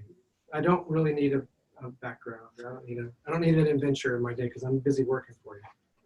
I also am very verbose in my emails. I'm sorry. Just apologies to you guys in advance. I mean, yourself. I'm sorry. I'm sorry for you. I'm sorry for you. I heard something interesting recently, which was really, and I shouldn't say recently, it was last year, but it really changed my whole opinion on email blasts. And it was a gal, and she said that only 6% of your social media audience sees your messages at any given time. And that if your buddy's buddy, Mark Zuckerberg, decides to go to Facebook, you've lost. You don't own your Facebook audience. You don't own your Instagram audience. You don't own your tweeters. You don't own them. What you do own is your email list. So that really flipped when I was doing my marketing plan. And I am now in an effort to grow that email list, hence the reason I'm giving away the Right Brain business plan. Because one way to grow your email list is to give something away that would appeal to your target audience. And so by signing up for this contest, they are giving me their first name and their email address. And it's, whether you want last name, a lot of that it's up to you guys, and there's pros and cons for both. But by giving something away, it encourages people to sign up for the email list. Always talk with somebody who knows more than I do about the legality of email blasting. I know that in Europe there's some very stringent restrictions. I think that we all struggle with, can you email blast somebody that you have not had a relationship with? It's really sticky, and I struggle with it myself. I have an email list of about 800 prospects that I am terrified to reach out to. I mean, I'm serious, y'all. It scares me because I'm like, oh, I'm going to piss somebody off, or they're going to report me and they're going to kick me off MailChimp. It's scary. So you really have to think about it. And I did send something to them right before Halloween, that same postcard that I sent you. We could hold it up and have an instant costume. That's what I sent them. I sent them an instant costume they could print out, including one that they could color in themselves. It did not say, hi, my name is Kelley Buttrick. I'm a voice talent, hire me. It was, hey, you're in that moment. You just walked in. It's Thursday and you missed the memo. It's Halloween costume day. What do you do? And what did I say? I got you. Click here for an instant costume. So it's again, that reassuring. I was giving them something for free. I wasn't asking them to hire me. I think that having an email signature line, like Jeffrey mentioned, that, again, Heidi's is fabulous. You guys, there are free places you can get it. I use something called newoldstamp.com. I bought it from AppSumo. And if you guys don't know what AppSumo is, go check it out. It's so cool. Spell it. AppSumo. AppSumo, because you can get all kinds of cool free software, stock footage, stock photography that you can use. It's really cool. But on AppSumo, that's how I got on the new old stamp for like $40. And it allows you to put those links and stuff in it. If you do not have an email that has your name on it, get one. It's worth it, you guys, because when you're sending Jeremiah something, if it says kdog@gmail.com, really? Or, even worse, kdog@aol.com. Yeah. And my dad still uses AOL.com. But have it be your name, or like if it's somebody like me, I'm named after an Irish setter, so I've got an E in there, and I don't have the money that the Buttrick people have, the Buttrick pattern people. It's Buttrick. He's cute and really nice. That's why I married him. But anyway, nobody can spell Kelley or Buttrick. So I just went with KB because it's still kind of reminiscent. So make sure your name's on there. Your email signature line is absolutely a marketing. It allows you to subtly sell yourself, not shoving it in your face going, hire me, I'm a voiceover talent. It also contributes to the let everybody you know what you do. I use my business website for everything. When I get the email that my youngest is not doing well in math, when I reply back, it's from kb@kbvoiceovers.com because I don't know, That's right. Miss Hoffa's husband is Reese Hoffa, and he's an Olympic shot putter in Athens. He probably knows some people who can hire me. But it knows his Uncle Jimmy, but we can't see it. If you watch Ozark, we know who killed him. So, use your email for marketing that way. As far as email blasts, I know when I get something, I'll tell you who I think has the best email blast of any voice talent on the planet. And that is Liz Dinesra. Yeah, I love her pictures. Happy Tuesdays from Liz. Yeah. And all it is a picture. It's usually the same thing. The lake that she lives near, it's just a different day. And it's just a picture. It's a respite. Happy Tuesday from Liz. Yeah. Every now and then there'll be a little note that just says, hey, I'm going to be out of town, or here's my new demo. But for the most part, it's just a picture. It's great. And so think about that when you're putting it out. My newsletter, I try to not be in your face salesy, and I kind of go back and forth with my website people because they want me to be very salesy. But I also use that, again, repurposing content. So if you're going to do a video, everybody loves behind the scenes videos.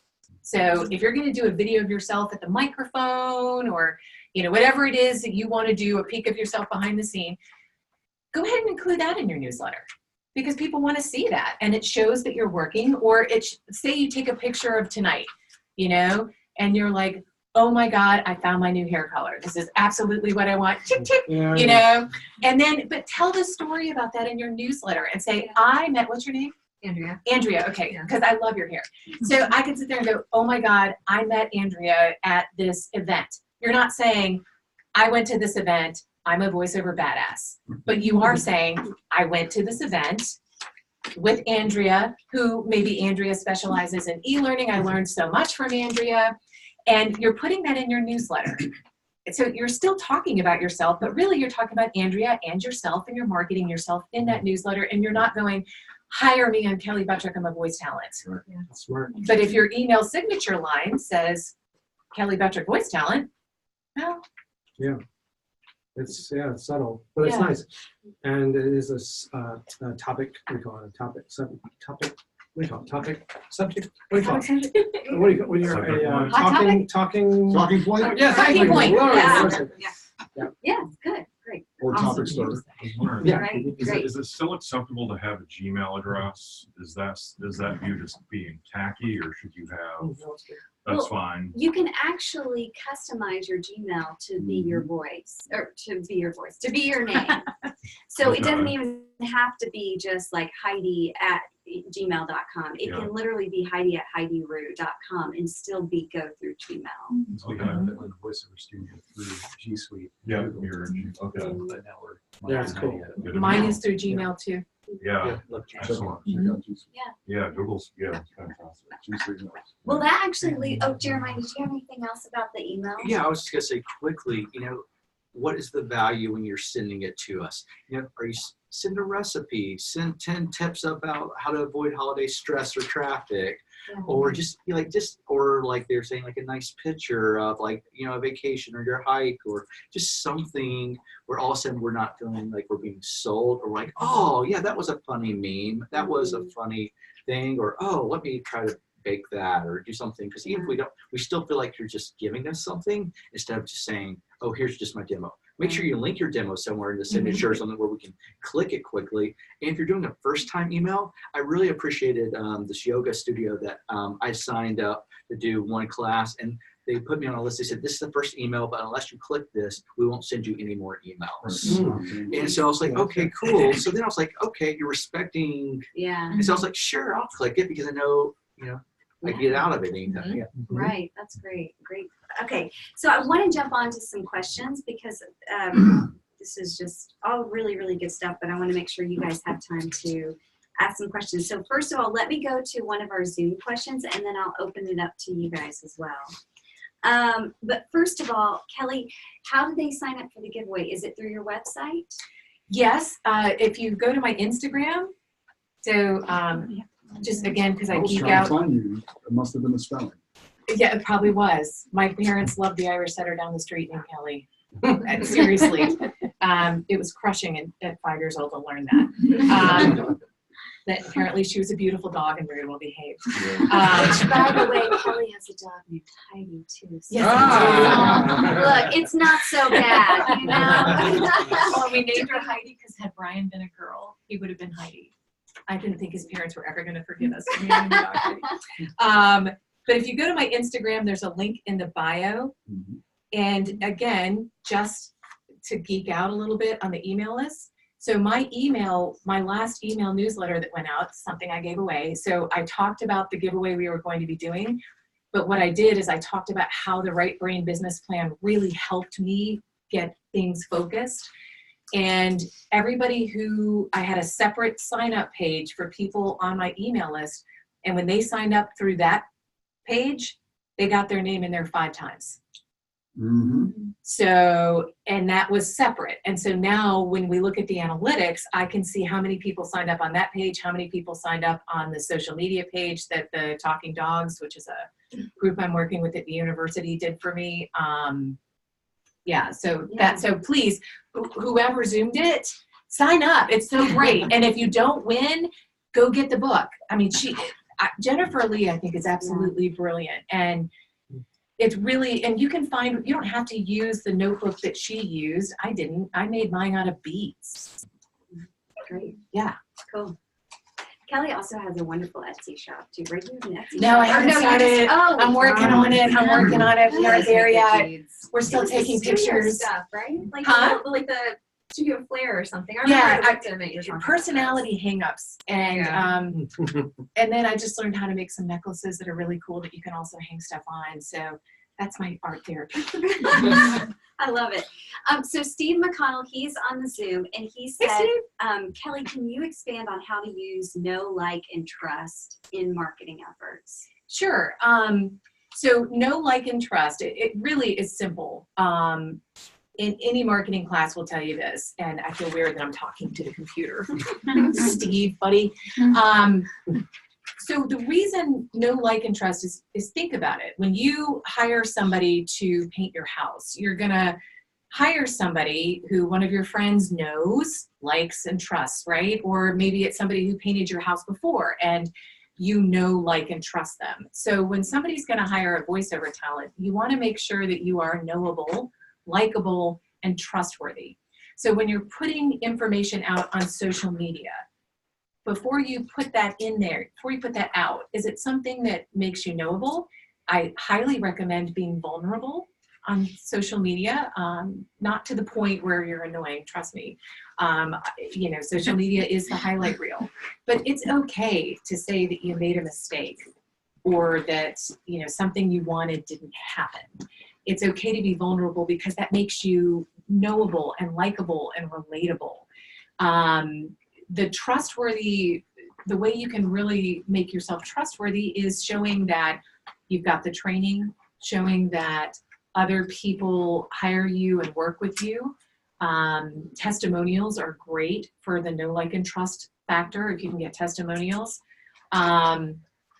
The like is really the finding the commonalities like that Jeremiah was talking about. We all, most people like dogs. You'll notice that because my kids are teenagers and don't want me to post about them anymore, I post the snot out of my dogs.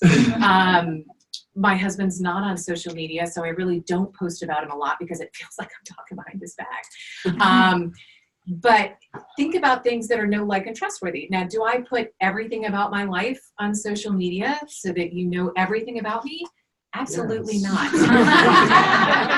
Yeah, no. You will never know my political views. I will sometimes post about my church or, my Christian faith, but I'm trying to never kind of shove that down anybody's throat.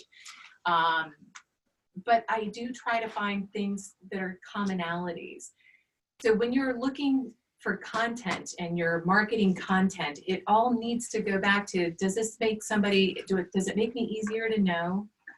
Does it make me more likable? Does it make me trustworthy? And so, yeah, I mean, it's everything. I mean, I just don't know how to simplify it anymore. It really just really boils down to that. Everything you do, because we are our brands, we are our names, we're voice talent.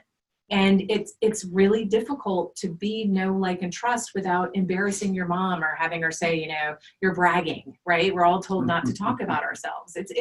I'm not saying it's easy. Yeah.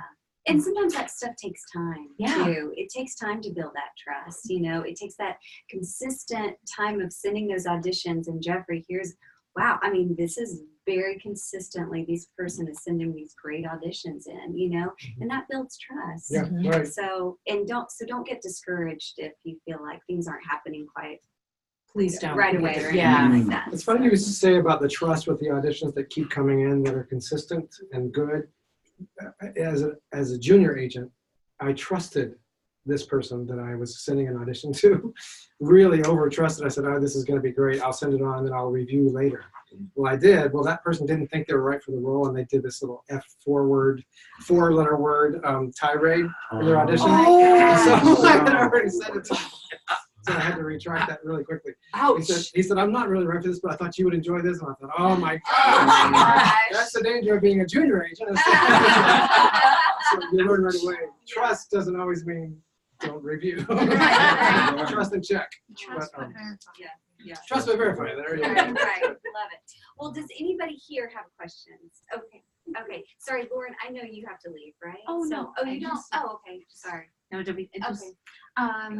Thank you. I'm curious, we talked about it being a marathon and not a sprint, and longevity and all of the characteristics of being on time, being kind, being hardworking, studying. I'm wondering, are there any other commonalities you notice amongst people that you look up to and admire that we haven't touched on? Like, does that make sense? That any other commonalities amongst like really successful voiceover artists that stand out to you? Good pens. Yeah. Good writing. Because Writing good notes on your I script. would really say, cool. one thing that turns me off are egos. Egos, braggy people. Like when social media is a storefront, right? We all get that. That's our storefront. We don't have brick and mortar. I mean, you guys do, which is beautiful, by the way, beautiful brick and mortar. But most of us don't have brick and mortar. So social media is our storefront. I'll tell you something I don't like and don't admire is when people go into these voiceover groups and post their stuff and brag about their stuff. Yeah. I mean, really, it's like you're selling to your own people. And yes, referrals are great, but does that contribute to your know, like, and trust factor? No. But I think that another thing I really admire from successful voiceover people is just genuine humbleness and appreciation for what they're doing. I know there was a big to-do on social media about people saying, oh, I'm so blessed to do this, I'm so blessed to do that, I'm so blessed. And this one person was just like very bitter and slamming. I didn't have a problem with that because I saw that as whoever was posting it. I'm like, well, they feel very lucky to be able to do that. And they're posting it on their own storefront. You can post whatever you want in your storefront, but just please don't come into a voiceover group and do that. But I would say just being genuine, just like Jeremiah said, just be yourself. Thank you. Yeah. I was gonna say with that, one of the biggest lessons that my dad has taught me is he'll treat the bag boy at the grocery store the same way as he treats the governor of the state. And you know what? He'll go through the grocery store. It'll take him 2 hours because he'll ask the meat counter person, how's your mom doing with cancer? And everything else, how's whatever. And he goes through with each person because they're a human and everyone in this room. And no one puts on their pants any different or any bit of their outfit. And so when you go into that, and honestly, when looking at it, most of the time I see the insecurity, the less famous that you are and the more insecure that you are as a person. And so some of the nicest people that I know are like, they've reached a certain success but you look at them, it's not because of their success, but they're just nice. And so my New Year's resolution for the last few years is not to be more successful. Can I be nicer? Like how can I be nicer to the people around me? Doesn't mean I always am, but like how can I make anyone's day just a little bit better and make them feel a little bit more human? So I think that's because, especially if you're going in and you're talking about longevity, if you're going into multiple sessions, then you should know who your engineer is. You should know what their life is, and it's not about necessarily bringing them something, but ask how, Reed's cat Billy's doing. Like you'll know different things about the people. If you don't, then there's a problem there. Yeah. Absolutely. One commonality among bookers is that they try and be entrepreneurs either in their marketing or try in their auditions to go a little outside the box and to be a little bit more risky with it. Not to the degree at all of taking the script and becoming something above and beyond the script, but taking the script and enlivening it a little bit more. You get a lot of safe reads, and when you listen down the list of the reads that you get in, you think, okay, that was done very nicely.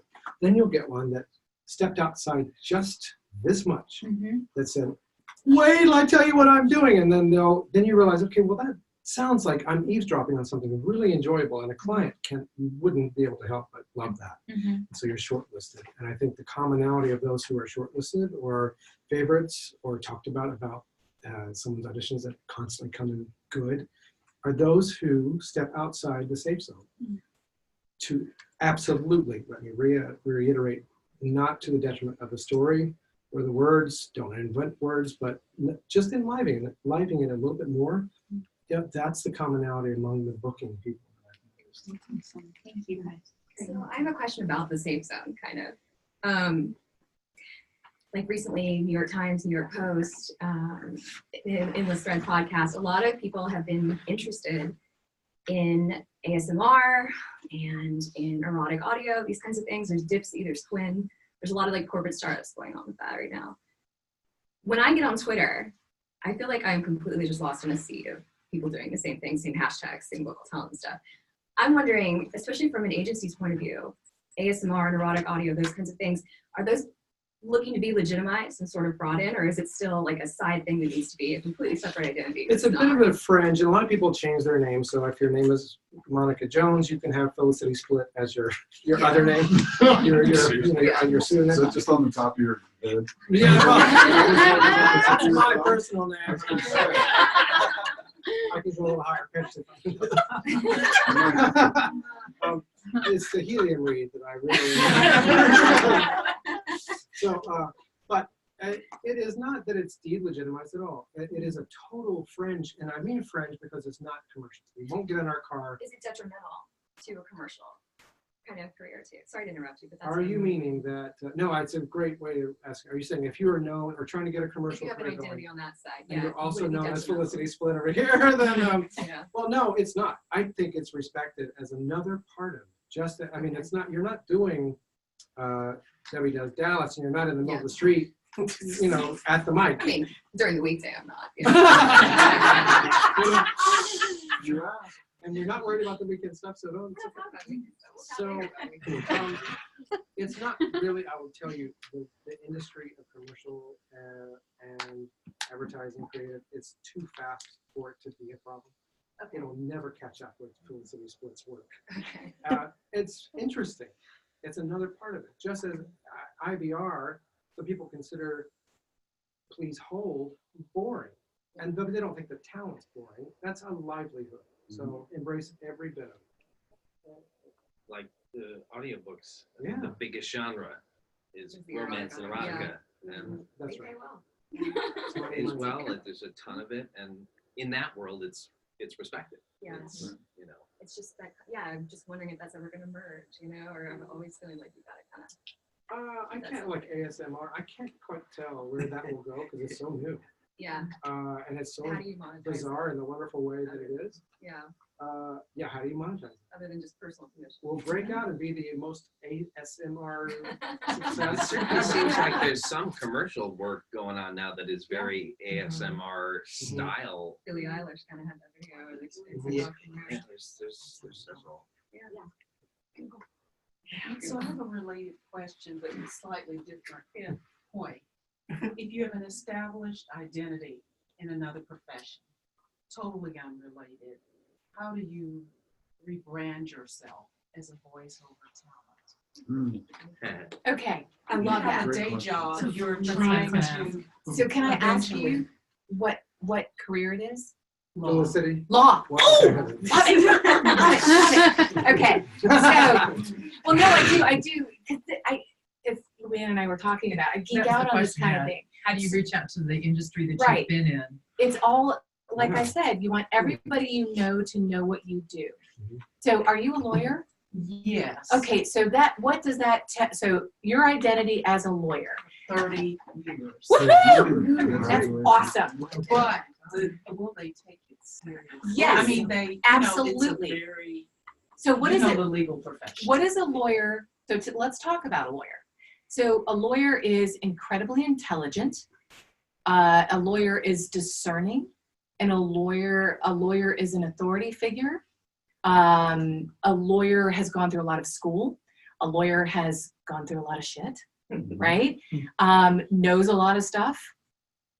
So you think about those qualities, and then you look at some of the genre in voiceover, where that could absolutely be applied. So you've got political ads, you've got e-learning, academic institution, financial institution. So you think about that. So play on what you already absolutely, after 30 years, OWN, right?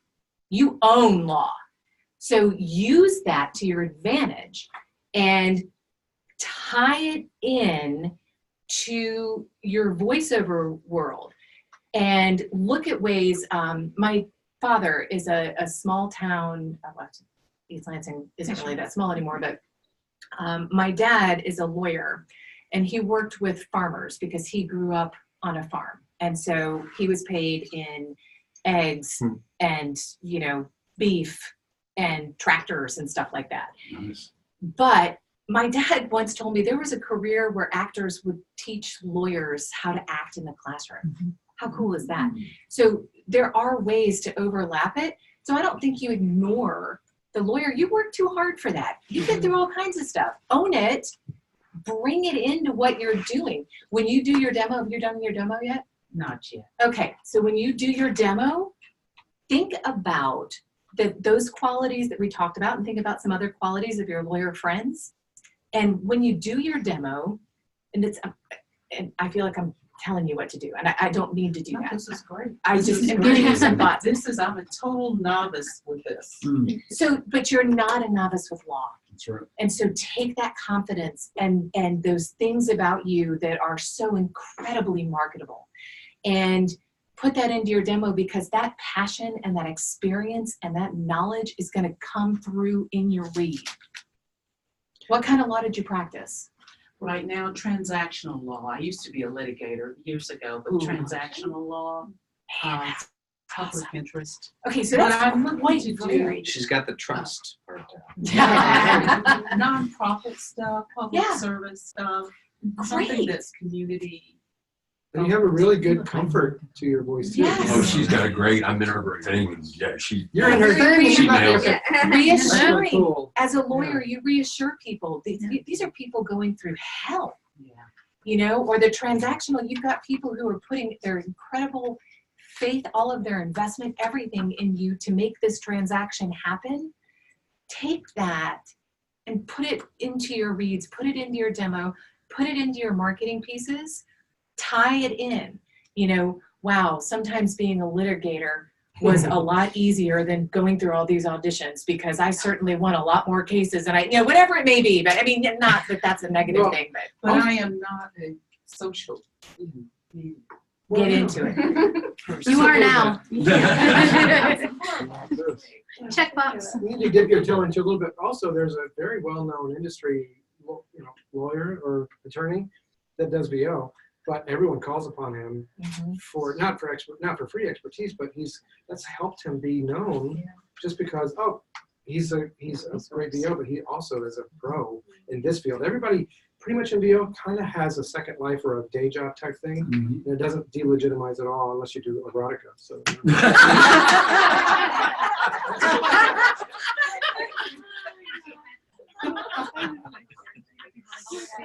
I just want to get to a couple. These are two short ones from Zoom, really fast, and then we'll go back to the audience. But James Gavin said, Jeffrey, you had mentioned earlier the word gratis. What was gratis, that? free. Yeah, gratis. Okay. I don't speak Latin. That's Latin, right? Yeah. I don't know. Anyways. Quid pro quo. Yes. So he's asking, does that extend to commercial clients that do want to pay? I always get inquiries from people wanting something for nothing. I do voice for a couple of ministries from time to time. Yeah, well, I mean, you have to judge. You have to want to do it for them for free, or the end game is that you you kind of pick and choose who you do free work for, because you want that to come back to you in a way that's within your wheelhouse really strong. So you'll target people, target commercial or industrial advertising that will come back to you in a positive way. So if it is, you want to go to McDonald's, you wouldn't go to McDonald's for this. That's ridiculous. Forget I said that. Let's start all over again. Hi. To me, it has to be in your heart. If you're going to give it for free, you have to want to do it, and you have to like the buyer or the taker, and have to want it to return to maybe be a paid thing down the road. Yeah. Was that the question? Yeah, I think so. I think you answered it. I would also add on to that to try and make sure that it's something that maybe won't live forever somewhere. Oh, that's good. Because if it is in the same industry that you could potentially get another audition for, you just don't want to have conflicts for something. I just did something for free for a friend that has a church out in Colorado. It's going to run for 13 weeks in a local, Very good point. town, so it's fine. I didn't mind doing that at all. Very good So point. And just something to as keep in a mind. gratis giver, you can kind of dictate a little bit about what you're willing to let that life be. Yeah. I'll give it to you for 6 months. Okay, one last one from Zoom, and then we'll go back out to the audience. Jennifer Wall said, for websites, if we have multiple pages with a tab section easily viewed on the top, is that okay? If not, she may have to revamp her website. But I think it sounds okay, right? It's okay with me as long as demos tab is easy to find, or that really, as a voice talent, your homepage or whatever, your landing page needs to be full of your voice. I don't care how many other pages you have. It's fine to have many tabs, but VO audio needs to be the landing page. When you click your homepage, we want to be able to hear right away, right front and center. No scrolling, and no fishing. Awesome.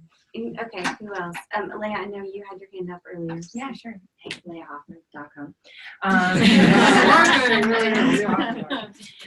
Thank you. So that's the kids in the back.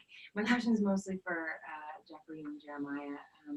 Obviously, there's a lot of information out there as voice talent that has been doing the work, has been doing the training. You have your demos, established clients, etc. But you're looking to expand your representation. We know that brevity is key, and that all of your assets are in alignment.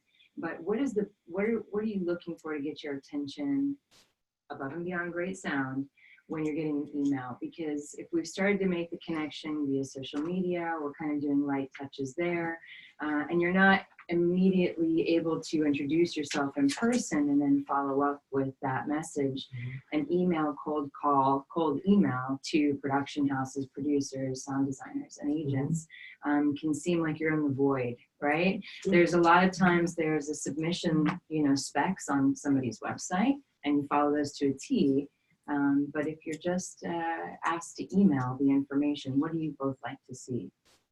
Good question. I'll tell you something randomly because this is totally not voiceover, but this past year, I founded a film festival about 6 or 7 years ago, and all of a sudden a little film started retweeting anything and everything that the festival was putting out. It started getting my programmers' attention, it got whatever, it got a nomination, but I think that that's the thing too, like if we're doing something at the studio and we have social media going, or if you start sharing or retweeting and those things, that starts making us think, hey, that person's a fan. So you start becoming part of the circle, whether we wanted you to be part of the circle or not, or we weren't trying to, but you just all of a sudden you are, because you just start sharing it, because all of a sudden you're helping our business. And I think that's what it's about, elevating other people around you. So that's what I would say would be a very non-intrusive way, because if something's out there, then you're just, and like, oh yeah, that person always likes our things. What are they up to? Because we're watching analytics all the time on our businesses, and you're seeing, and if it's not even if a studio doesn't have a page, does the head engineer have a page? Does are there personal things that they're just sharing? And then we're like, oh yeah, who is that? And then we maybe just follow you on Instagram, and then we're saying, oh yeah, and we start feeling like we've built a rapport, even though we don't. And we're like, oh yeah, so when you come by, we're like, oh yeah, I follow you, or we're friends on that. I think to add in something personal is pretty easy to find something. You can start it with, we've been social media friends since 1991. But this is my first but I'd like to actually talk to you. Long-term fan, first-time caller. Right. And you can say, I viewed your website. You can, make a connection. I viewed your website, and it seems to be, maybe there's room for me. You will have your own opinion. Or I submitted through the form, but I want to come directly to you because I've heard, and then just fill in the blank. But have you heard about an agent or a manager? I've heard that there could be some kind of different connection where the partnership would be more unique. So then I'm not getting just a cold call from a person. I'm getting a connection like, oh, she thinks this would be a good match, and I can concentrate on that, and I'm much more, I'm much more likely to look into it a little bit deeper, because you personalize it a little bit more without going into a life history. Yeah, that's a great question. Oh, and one quick other thing I thought about too is some of those people have gotten themselves in the door because all of a sudden you have a client who's looking for a studio. So be very careful of who you are picking in that, because that's an open door opportunity for you. And you may even be like, okay, I have my home studio, but maybe I just want an intro. So, maybe it's worth my couple $100 to use it and make a little bit less on that one thing. So then I am in that studio recording with that engineer. Boy, that's huge what you're saying. What he's saying, and I'm going to translate because that's just, no. What he's saying is so important because the studio connection is being lost in our world because we're all doing it from home. But the studio is a production house as well. And so ask for a talent rate or just pay full rate. Go be your great self in a studio. That's advertising right there. Can I add on to that? Nope. I'm going to add on to that. First of all, I did do that once with Creative Sound Concepts, and I already had an established relationship with them. But by bringing in a client, you're bringing them work. The other thing is when you go out of town, and this you were asking what I did in the beginning. When you go out of town, we all love our pillow forts. I made one today, and they're fun. It's fun to post that. But there is an ROI on going to another studio and recording there because it gives you a chance to show off what you can do. And you're investing, and it's even better when you can ask that engineer behind the board to give you some direction, because they have to listen to that all day, every day. And so I have found that some of the best lessons I've learned as a voice talent have been during sessions and during when I go to somewhere and someone like Reed is going, well, maybe you should try it this way. And then it's like, wow. And you're learning from them, and you're learning what they like, and you're showing that you can follow direction. And that's how I actually got on with a studio in Michigan.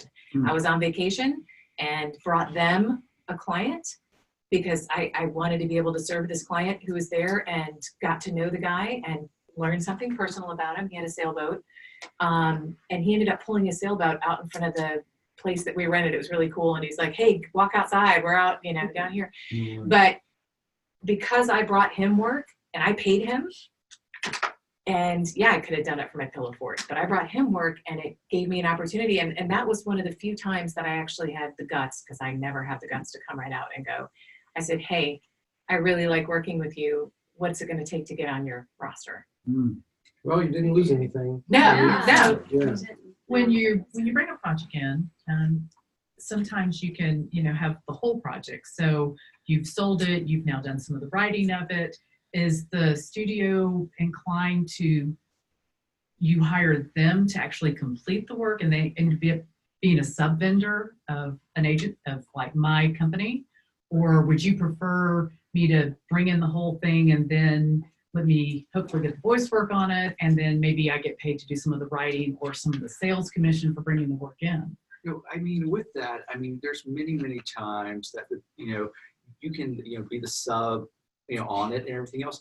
If it's a thing that you're like, okay, I don't want to deal with the negotiations and the rates or anything else. Sometimes it's just you saying, hey, AT&T, Verizon, whatever, I would really like to record at this studio because their quality is even better than what I can bring in my home studio. That, you can just really hype it up, and then they will pay for it, too. I was just thinking about some of the contacts that I have that I said, oh, I know a video drum guy. Oh, I need one of those. Great. Now I can add voice to your video drum that you've never thought about doing before. And so that's suddenly morphing into more work. And I think the smart play is for me to work with a studio, because the last time I edited, I was using a razor blade. So I'm gaining in my audio editing skills, truly. Tim Tippett has been fabulous, but there's just time when you should defer to people who do it every single day and are formal professional. So that's where, are you okay with working with somebody if they bring work in?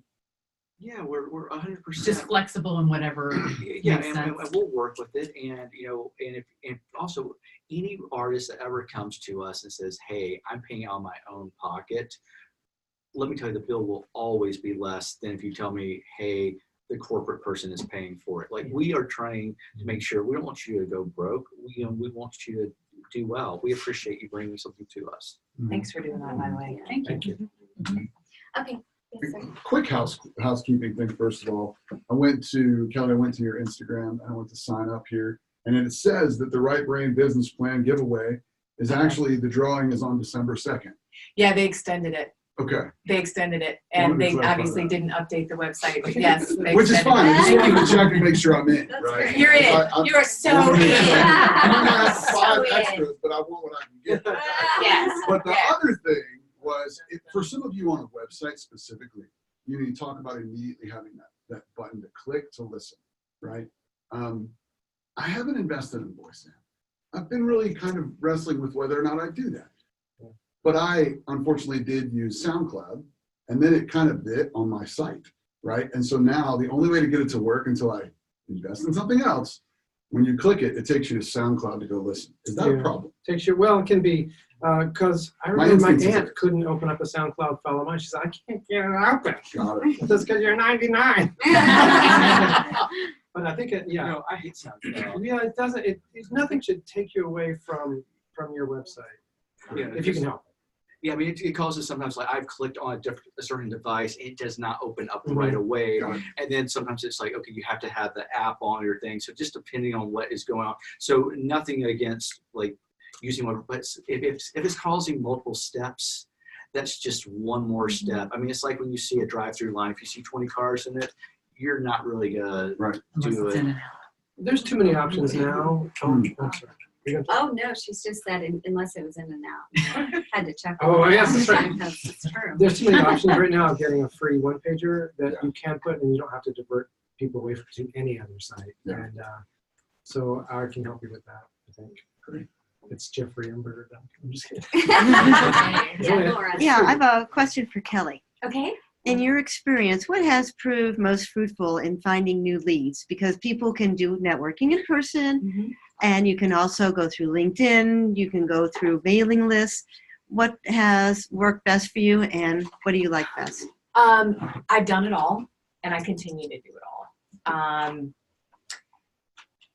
trying to think of what has been the most fruitful. Honestly, it's been cold emails, and not cold email blasts, but cold emails. I also used to be a newspaper reporter, so I really dig researching. And so an example would be with Boutwell Studios in Birmingham. I went, this is back when ISDN was a big deal, and I looked at what I could do to be a bigger fish in a smaller pond, and ISDN was that. So I got ISDN, and then I went to, I think it was Digiphone, and I looked at the list. And Boutwell Studios is in Birmingham, Alabama, so it was right up there. I went and looked at them on their website, found out who the principals were, and then I Googled their names. And an article came up about how Boutwell Studios came to be, how Ed Boutwell had trained up Courtney Hayden and Greg Bass. It was such a beautiful story. It was a great story, and I'm thinking, these are great people. And I'm listening to the talent on the restaurant, like, wow, this is somebody I would really like to know. I'd like to work with somebody like them. So to Jeffrey's point, it said, hi, Greg, because you also want to do it in your own, personality. I couldn't do it in my legalese dad, dear Mr. Bass. Hi, Greg. I came across this article about how you came to own Boutwell Studios, and it just touched my heart. I love the mentorship in this. I notice on your roster that you only have 2 women in my age range. I would love a chance to work with a group of people like you, like Boutwell Studios. Why consider me? And then I bullet point the different reasons why they should consider me. Again, trying to make it personal. And then attached my demo. And it's turned into, the people at Boutwell have become some of my dearest friends, as well as clients. So when you look at the ROI, even though 2 of them went to Auburn, I'm just saying. But War Eagles. That one was coming. So cold emails were very valuable, but but warming them up with that relationship, doing I call it savvy stalking, so you're not like scary. I know I can be scary sometimes. I think I scared the snot out of those G people because I dove too deep with the research. But, know enough about them and make a personal connection. And the cold emails work. Networking worked a lot when I was networking here in Atlanta. I live in Athens. I would drive into, what's the name of it? It's not around anymore. Help me. I see. It was a production group. Jeff Winter was real active in it. Oh gosh, you guys, what was it? I something. Anyway, it was a group of producing people here in Atlanta, and I'll be honest, I'm good at networking, but it takes a lot before I go in there, to get my confidence level up to go and do it. But I went in there to learn what it was they wanted, the problems that they were facing, and you get to know people, and I got involved, and I made it about them and not about me. When you go network, that networking has really helped. Networking and while I just said we don't market to each other, but when you go to another voiceover event, and you come up with this cadre of people, when you're in a class, one of the first things that I had heard out of your mouth tonight was complimenting her, which I thought was beautiful. And you said, wow, you were talking about her sound. So making those kinds of connections has been invaluable to my business. There's been a great deal of that. And when you go to a networking event, just some little tips is don't make it about you. Ask tons of questions. Actually care about the answers, listen, pay attention, care about what they're saying. We all are storytellers, so we enjoy good stories. Encourage people to share their stories with you and make those connections, and don't make it about what you can give. Don't be the card guy, hey, my name is Jim, the voiceover talent. Hi, I'm Jim, Jim, the card guy. Yeah, nobody likes that. And so, but be more like, and your name is Carol? Laura, I'm so sorry. You can call me Prunella or something. But, just like, hi, my name is Laura. Yeah, we're standing here awkwardly talking, so I guess I should probably ask you, what do you do? Because I don't know anybody here, and I'm feeling awkward. Just own who you are. And then they say, well, I'm Jim. What do you do, Jim? Well, I'm a such and such. Oh, that's so cool. Eventually, Jim is going to feel obligated to ask what you do, right? Just out of sheer politeness. And that's where, if you're not in an industry networking event, if you're at a local chamber, if you're at the church barbecue, whatever, and Jim says, what do you do? Then Laura just throws out, oh, I am a voiceover talent. But tell me more about what you do. But the fact that you have just said, I'm a voiceover talent, and you turn the conversation back to Jim, like I said, you're now the most stunning conversationalist at the church barbecue or the networking event that you're at. And you genuinely care about Jim's big fish that he caught, and just making those personal connections. Personal connections are the absolute foundation of my business. And as we have all said, it is a marathon and not a sprint, and they are genuine personal connections. And not everybody's going to let you do that, and that's okay. But some of my earliest business advisors told me to always, including my dad, the lawyer, keep people at a professional distance. And my dad was talking from personal pain. Keep people at a professional distance. Don't get intimate with your, and I don't mean sexually intimate, with your clients. But I've found that works pretty good. We're going out for drinks later. But when you really, how can we not love the creative, interesting people that we work with? You're a filmmaker. That was one of the first things I learned about you, is that you were into film. I was like, oh my God, that is so cool. And then when you talked about the Milledgeville Film Festival and what that had done, it was fascinating. And it's those kind of relationships, the building the knowing, like, and trust. And I'm sorry I'm over answering the question, but boils down to relationship building, however is most comfortable for you to do that.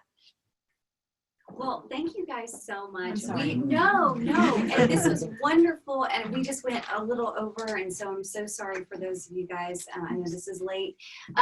Again, Box on the Rocks is going on tonight at I brought my socks. the establishment. So Here's some I more hope that you Bennett can go socks. over there and join. I know that they'll be going late into the night, but I also just want to say, can we just give a round of applause?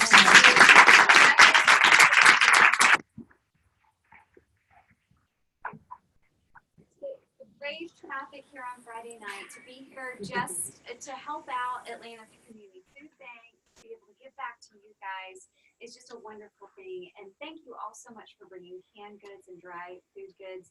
We really appreciate this, and we hope that we'll be able to do this every single year. I'm having a cookout at my house later on if everybody's hungry.